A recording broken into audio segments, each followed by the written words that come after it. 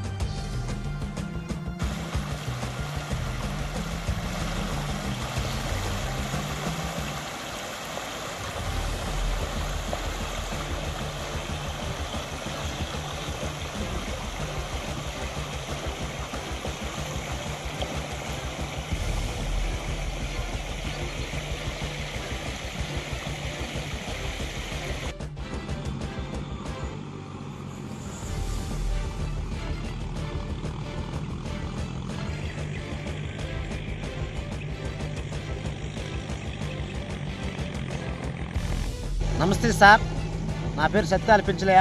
మా ఊరి పేరు పాత దేవరాయపల్లి. 2 ఎకరాలు మాగానే చేస్తున్నాను. 2 బస్తాలు వడ్లు పోసినాను.